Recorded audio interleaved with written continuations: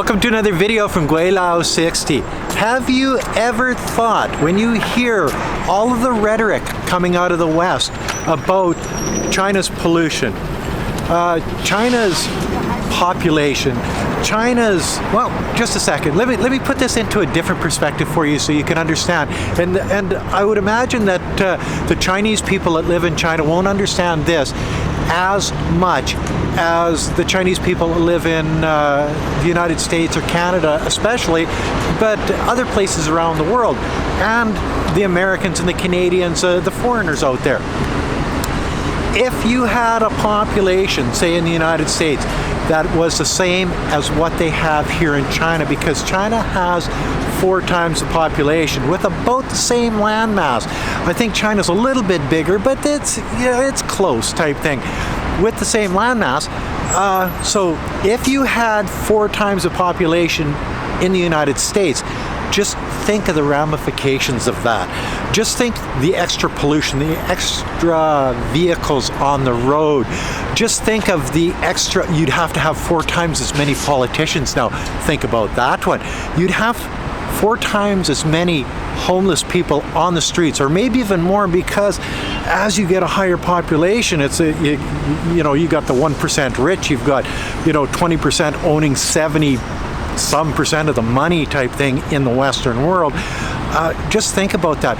Think about having to have 4 times as many police on the street. Think about having 4 times as many drug addicts. Think about 4 times more gangs on the streets of Los Angeles. Think about driving through Los Angeles with 4 times as many people driving on the streets. I've been through LA a couple of times, and I'm telling you, if you hit the wrong time of day, you're not going anywhere quick. Okay, now think about this. You'd need 4 times as many jails, because you would have 4 times as many prisoners in custody in the United States. Just think about the sewage. You'd have to have 4 times as much sewage. Garbage. You'd have to have 4 times as much power. Everybody's saying, oh, China's running out of power. China uses coal. China this, China that when it comes to power. You've got to understand that they have to generate 4 times, and they're the manufacturing hub of the world. So they have to probably have more than 4 times the amount of power as the United States.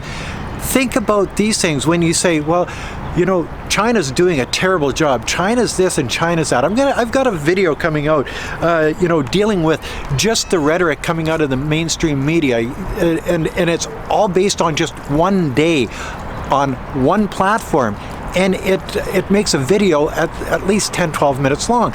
But the idea that the whole world out there is saying China's doing something wrong, when if they were put in the same position. Okay, now let's talk to you Canadians out there. Now this one here, you'll understand this a little bit more because you're Canadian and you have a more of an open mind. No, I'm not playing with you. You have more of an open mind. Say diesel in Nanaimo. If you had 40 times, because the population of Canada is 40 times less than it is here in mainland China, but it's about the same landmass, just like the United States. The United States is a little smaller, but whatever. That's irrelevant. What would it be like to have 40 times the number of homeless people on the streets of Nanaimo? Think about that.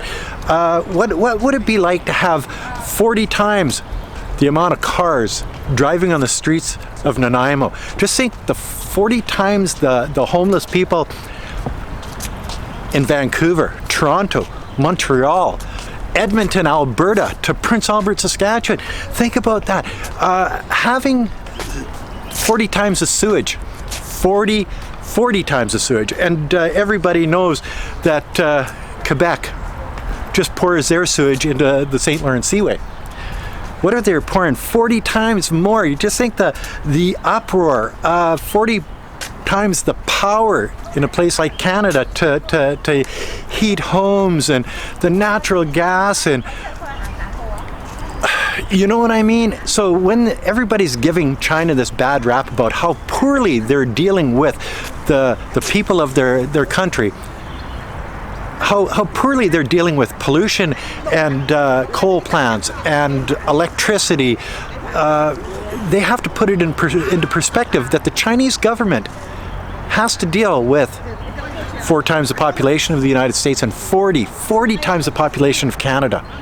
Okay, now wrap your heads around this, guys and girls of the United States. What happens if you had 4 times the amount of shootings, murders in the United States as you do right now? Say places like Chicago, where you get like 3,000 people getting shot a year. Now turn that into 12,000 people getting shot a year. There would be more people getting killed in a city in the United States than in a war zone overseas, in Syria, in Afghanistan, in places like this where they actually have troops on the ground and people are trying to kill each other. There would be more killings in a place like Chicago than one of these areas of the world that's actually in the midst of a war. And where are you going to put all of these people? In the United States, you've got a lot of homeless people in the United States. They don't have places to live. Prices are too high. China basically has alleviated that. Over 90% of the people in China actually live in their own home. You have stuff like this. And this is a new Tier 2 city in Nanning, China. The Tier 1 cities are high rises all over the place. It's like phenomenal.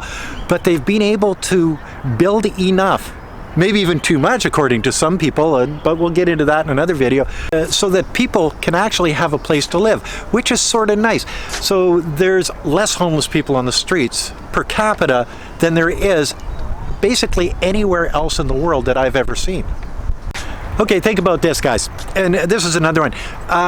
If the United States had 4 times the population, 1.4 billion people, they would have to import a lot more stuff into the United States. At 350 million people, or approximately 350 million people, they can't bring stuff in fast enough at the ports in the United States to supply the people of the United States at this point in time with all of the products they need. What if they had to do 4 times that amount?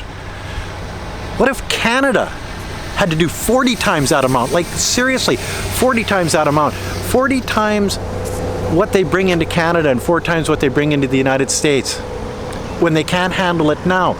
But you see, China produces, China manufactures, China imports. They've built their infrastructure to the point where they don't have to worry about it because they know that they've got 1.4 billion people. They know the logistics of having to supply people with everything that they need, from food to medical supplies to blankets to electronics to you name it. They have the system already set up that they can bring in as much as they possibly want. But the United States is in panic mode because they can't get, Christmas is going to be called off, kids, so don't worry about it, because they can't bring the toys fast enough from China to get them under the Christmas tree before Christmas. You know what I mean? You know what I mean? Okay, now think about 4 times as many hospitals. Now you got to have 4 times as many doctors. You got to have 4 times as many nurses. You got to have 4 times as many courthouses to deal with 4 times as many criminals. You got 4 times as many gangs, as I tell you. 4 times as many universities and schools and teachers, and you got to educate all of these people. Just think the logistics of something like that and keeping it together and actually working properly. China does that. China's universities and their hospitals and everything are getting better and better. But yet, China, with 1.4 billion people, 4 times the population of the United States, has less prisoners locked up in their jails than the United States does. So when I go back to this, when you point your finger at China and saying, well, that authoritarian government is doing this, maybe you should think that that authoritarian government is doing what needs to be done to make that country work properly. Okay, now you've got just say the ports work, and you got 4 times the amount of product into the United States from abroad, all the imports that have to come in. All the produce that's made in the Imperial Valley has to go to, say, Montana in the wintertime, and you know what I mean? The logistics of moving stuff around the country, you need 4 times as many transport trucks, semi-trailers, running on the roads. Yes, running on the roads.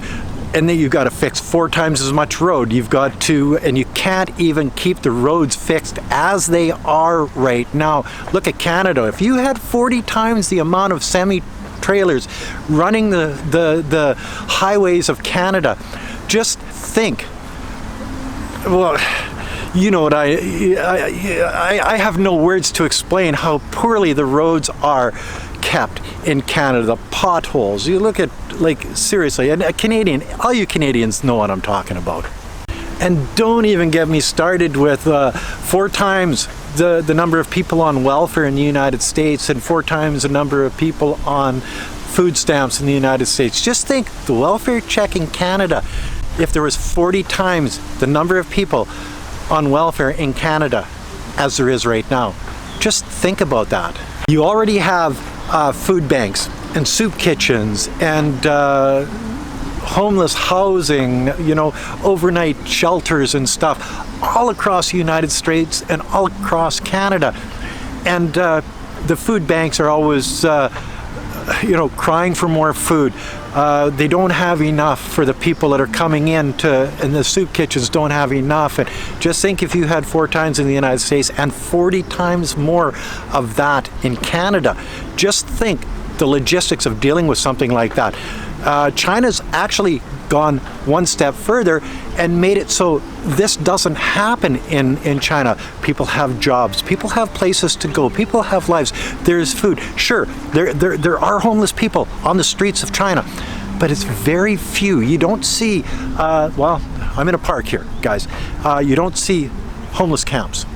You don't see drug addicts. You don't see, you know, I've gone through this over and over in my videos, but the thing is that in the United States, in Canada, the government is set up, and the UK and all of these other countries, but you can understand, you can figure out what your population is and how big China is compared to you. You can make your own assumptions of how your society would work with your government, how it is right now. Being politically correct sometimes doesn't work for the masses. If China was politically correct, just like you are over there, where you can't do this and you can't do that, where the government has to fight with other forms of government to get anything done, China would be in the same position as the United States, only 4 times worse, because they have 4 times the population.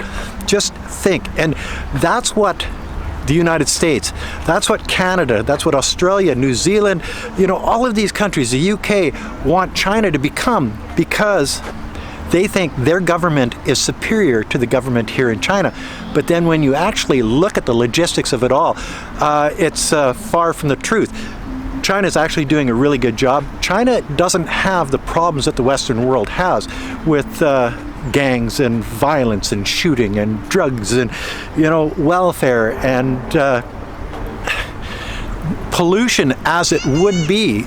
You know, China has the highest CO2 emissions in the world, but when you get down to per capita, the United States is well above China.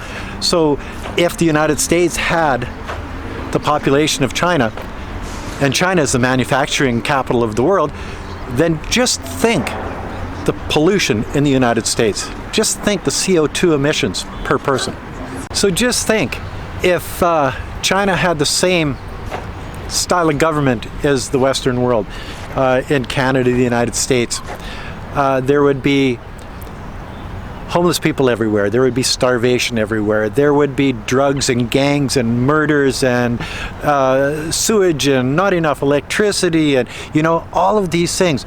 So when you look at the United States and you look at Canada and you look at the other countries around the world that are democratic countries and pointing their finger at China saying you should have a democratic government like us, just think the devastation in China if they were governed like you are in the United States or in Canada. It just wouldn't work. The Chinese government is doing a good job, and they have been doing a good job, and the future is actually bright here as compared to what it is in the United States and Canada and all of these other countries around the world. So when you look at the big picture, the population, what's happening in all of these countries as compared to what's happening here in China, you have to admit that if you were given the same population, if you were given the same challenges as that the Chinese government was given, things would be a lot different in your country. They'd be a lot worse, because you've proven with less population that you can't handle that. You've proven with the style of political government that you have that it just doesn't work with a population the size of China, and or even with a population the size of what you've got right now, because things are getting worse and worse and worse. I know. I've seen the streets of Nanaimo. I've seen the streets of Vancouver and Los Angeles and Seattle. I've seen homeless people. I've seen the drug addicts. I've seen it all. In China, you don't see that. I guess, another rant, yes, definitely. But something to think about for all you naysayers about China and the Chinese government, that, maybe China is doing something correct, and you're pointing the finger at the wrong person. You should be pointing the finger at your government saying, how come they can do that and we can't? Anyway, that's another video from Gweilo 60. If you like this video from a beautiful park here in Nanning, China, like, comment, subscribe, push that share button. Don't forget to resubscribe. Don't forget to hit the bell. And whatever you do, don't forget to put a couple bucks in the children's Patreon account. It's for a good cause. Thanks for watching. Peace out. Bye now.